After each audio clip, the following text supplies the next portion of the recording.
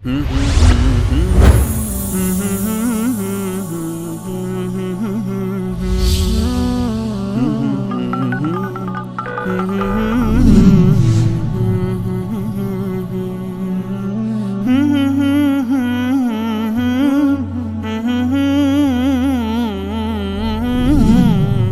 الله الرحمن الرحیم. امیرحسین هستم، شیعه هدایت یافته از بلژیک.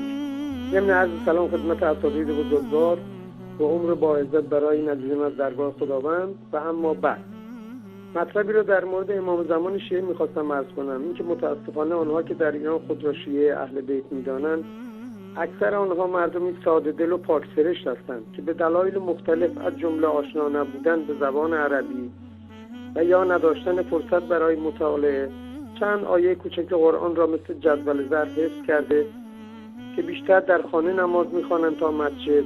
مفهوم کلماتی را هم که بیان میکنند با دقت توأم با معرفت به کلام خداوند توجه نکرده و توتیوار سوره فاتحه را خوانده به مفهوم آن اعتنایی ندارند.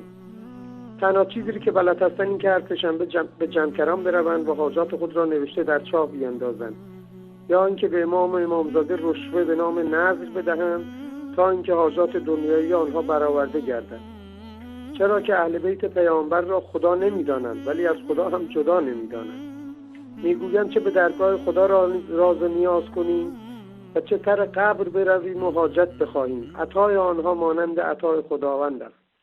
یعنی از مشرکین مکه هم مشرک‌ترند. حال که قرن 21 و قرن تکنولوژی و ارتباطات باز در گوشهای خود پنبه و موم گذاشتن تا صدای توحید را نشنوند، چون برایشان ناگوار است. در مورد ولادت امام زمان هم چیزی زیادی بلد نیستند، چون عادت کردند که در حسینیه ها و تکیه ها چای و حلوا بخورند و مانند بز اخفش سر خود را تکان دهند. اصولا اهل تفکر و تدبر نیستند. 40 روایت در اصول کافی در مورد ولادت امام 12 وجود دارد که 35 روایت آن جعلی و 5 روایت دیگر هم افرادش ثقه نیستند.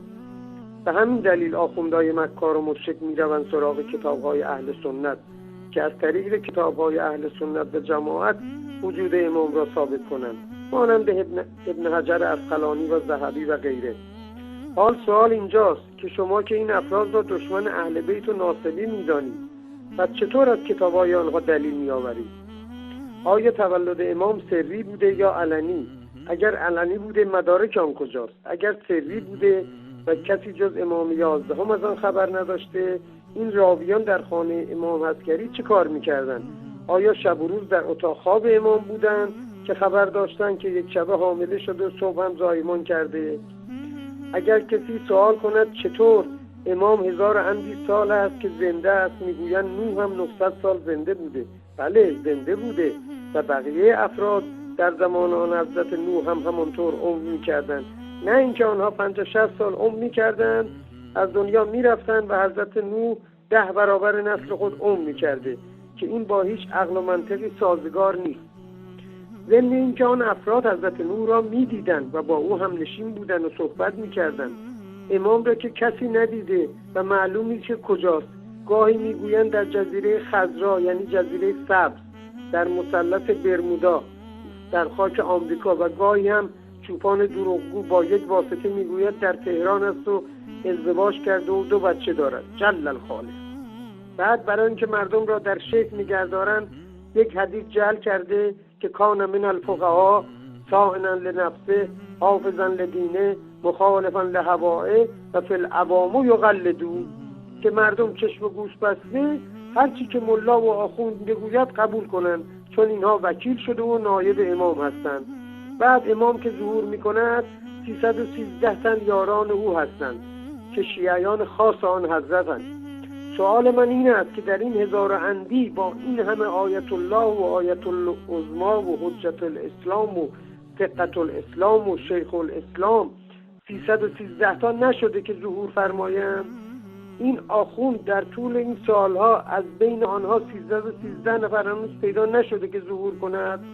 فقط گاهی به خواب این آخوند یا آن آخوند می آید، یا اینکه آخوند مشهدی که در جاده و در سرما اتومبیلش خراب می شود یک مرتبه یک نفر در سوز و سرما پیدا می شود ماشین آقا را درست می کند و بعد هم یک مرتبه غیب می شود و آخوند بالای منبر می گوید حیف شد امام زمان بود و من نفهمیدم. حال فهمیدیم که امام زمان غیر از اینکه فیزیک و شیمی و هندسه و نجوم و ریاضیات میداند، میکانیکی هم بلد است. فقط نمیدانم که ماشین‌های قدیمی را فقط تعمیر میکند یا به اتومبیل‌های جدید کامپیوتری و دیجیتالی هم وارد است. خدایا، خداوندا، ملت ایران و مسلمانان جهان را از شر این مفسدان فی الارض ایمن دار و نابودشان فرما. و السلام علیکم و رحمت الله و برکاته.